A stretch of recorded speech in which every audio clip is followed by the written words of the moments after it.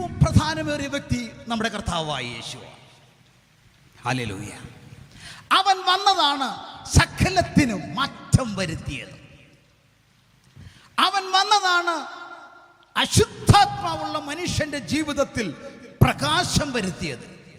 എൻ്റെ ജീവിതത്തിലും മാറ്റം വരുത്തിയത് യേശു വന്നപ്പോഴാണ്.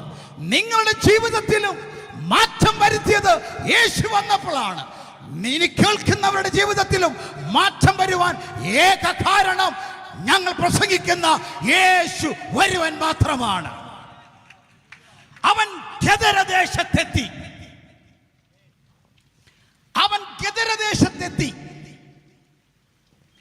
അവൻ അവിടെ വരാൻ പാടില്ല. അവൻ പോയ സ്ഥലത്ത് ആരും പോകത്തില്ല. അശുദ്ധാത്മാവ് ബാധിച്ച ആ മനുഷ്യന്റെ അവസ്ഥ മത്തായിയുടെ സുവിശേഷങ്ങൾ പരിശുദ്ധാത്മാവ് രേഖപ്പെടുത്തിയിട്ടുണ്ട്. മർക്കോസിന്റെ സുവിശേഷപ്പെടുത്തി, ലൂക്കോസിന്റെ സുവിശേഷത്തിൽ രേഖപ്പെടുത്തിയിട്ടുണ്ട്. ഞാൻ ഈ 3 സുവിശേഷങ്ങളിൽ നിന്നും അടർത്തിയെടുത്ത് പറയാം. അവൻ ബഹുകാലമായി വസ്ത്രം ധരിക്കാതെയാണ് ഇരുന്നത്. അവന്റെ പാർപ്പ് വീടുകളിൽ അല്ലായിരുന്നു, കല്ലറകളിലായിരുന്നു. അവൻ വീടുകളിൽ പാർക്കാതെ കല്ലറകളിലായിരുന്നു അവൻ പാർത്തത്. അടുത്തത് അവനെ കുറിച്ച് പറയുന്നത്, ആർക്കും അവനെ ചങ്ങല കൊണ്ട് പോലും ബന്ധിച്ചുകൂടായിരുന്നു. 5ാമത് അവനെ കുറിച്ച് പറഞ്ഞത്, ആർക്കും അവനെ അടക്കിക്കൂടാഞ്ഞു. ആ മനുഷ്യന്റെ അവസ്ഥ നോക്കിക്കേ. ബഹുകാലമായി വസ്ത്രം ധരിച്ചിട്ടില്ലെന്ന്, വീട്ടിൽ ബഹുകാലമായി പാർത്തിട്ടില്ല, ബഹുകാലമായി കല്ലറയിലായിരുന്നു. ആർക്കും അവനെ ചങ്ങലയും വിലങ്ങും കൊണ്ട് ബന്ധിച്ചുകൂടാഞ്ഞു. ആർക്കും അവനെ അടക്കുവാൻ കഴിഞ്ഞില്ല. ആരും ആ മനുഷ്യന്റെ അടുക്കലേക്ക് പോകത്തില്ലായിരുന്നു. അന്ധകാരത്തിലിരുന്ന ഒരു മനുഷ്യൻ, ജീവിതം മുഴുവൻ പ്രത്യാശയില്ലാത്തവൻ.